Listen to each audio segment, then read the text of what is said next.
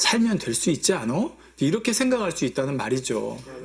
자, 그런데 이런 생각이 점점 들기 시작하면 이제 단에서 나오는 하나님의 말씀이 좀 다르게 들리기 시작해요. 아까 말씀드렸죠. 교회에 나오니 왜 이렇게 못하게 하는 거 많어?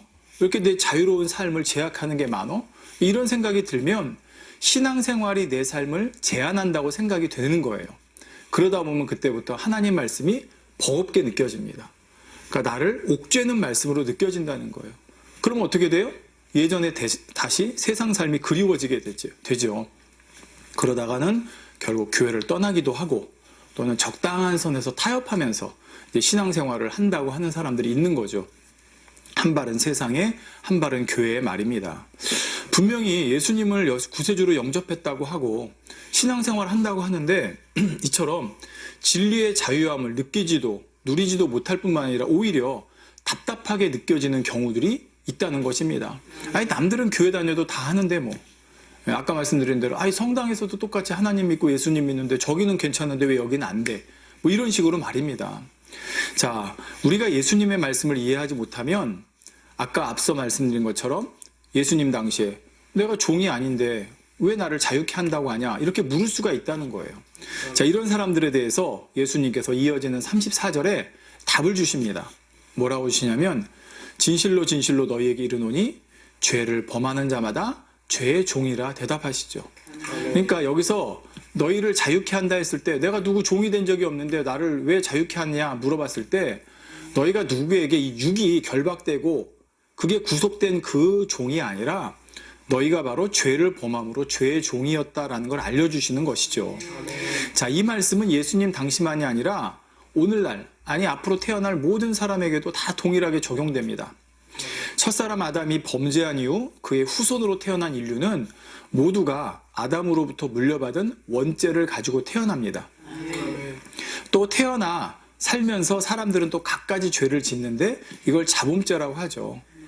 자, 뭐 그런 분들 있죠. 내가 무슨 죄를 지었어 이런 분들이 있는데 오늘은 사실 이 부분을 말씀드릴 게 아니라서 이건 다음에 좀 띄어서 다시 말씀드리고요. 자, 이렇게 누구나 태어나면서 죄성을 가지고 있고 또 살아가면서 행함으로든 생각으로든 마음으로든 죄를 짓게 됩니다.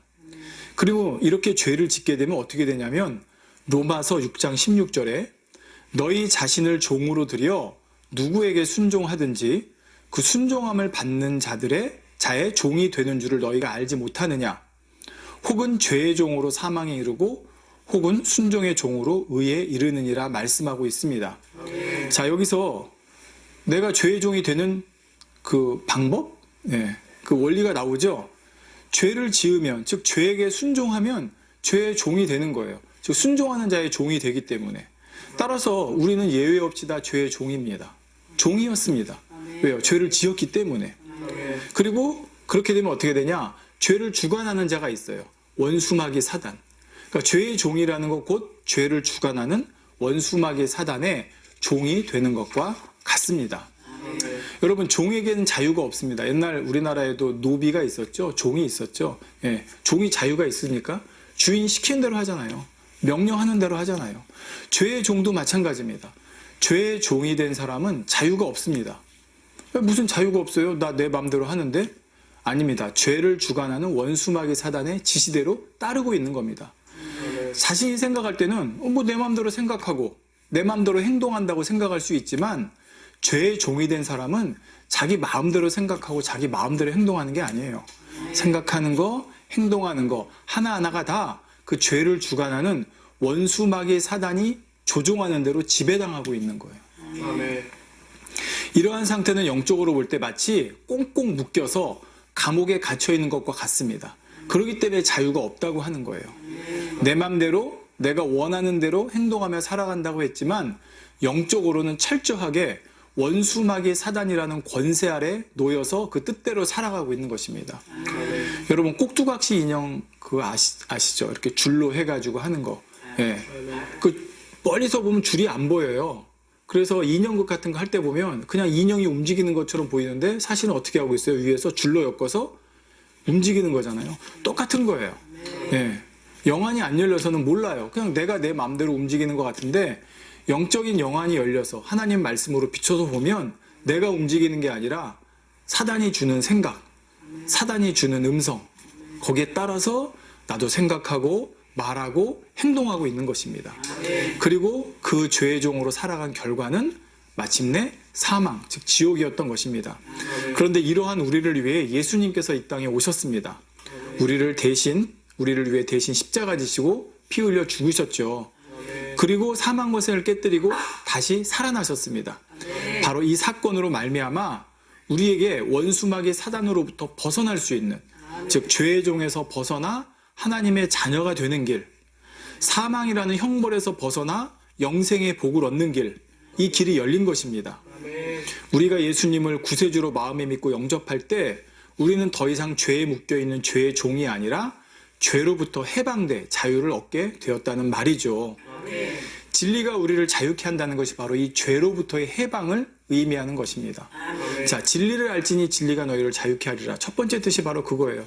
예수 그리스도를 알지니, 즉 예수 그리스도가 우리의 구세주이심을 알고 마음에 믿을 때 그 예수님의 보혈의 공로가 우리에게 역사하여서 우리의 죄값, 뒤에서 말씀드리겠지만 죄값을 치러주심으로 우리가 죄로부터 해방돼서 자유를 얻게 된다는 것입니다. 성도님들, 이 세상에서도 사람이 죄를 지으면 대가를 치르죠. 대가로 감옥에 가기도 하고 자유를 빼앗기게 됩니다. 영적으로 마찬가지입니다. 우리가 죄의 종으로 살아갈 때는 사실 그 말마다 죄의 값을 치르며 살았습니다. 나는 이유도 모르고 살았지만 시험, 환난, 재앙 등으로부터 고통, 슬픔, 아픔을 겪으며 살았던 것입니다. 그러한 것들이 그냥 우연히 찾아온 게 아니라 사실은 전부 다 죄의 결과로 찾아온 거예요. 그런데 우리는 스스로 이러한 죄의 굴레로부터 벗어날 수가 없었습니다. 그런데 예수님께서 바로 그 값을 대신 치러주신 것입니다. 마치 누군가 내 대신 감옥에 가주거나 죄값을 치러줌으로 나는 감옥에 가지 않고 풀려나서 자유를 얻게 된 것과 같다는 것이죠. 물론 예수님께서 값을 치러주신 것이 그냥 이 세상에서 내 죄를 대신 누군가 값을 치러주고 해준 것과는 비교도 안 됩니다. 네. 그렇지만 비유하자면 그렇다는 것입니다.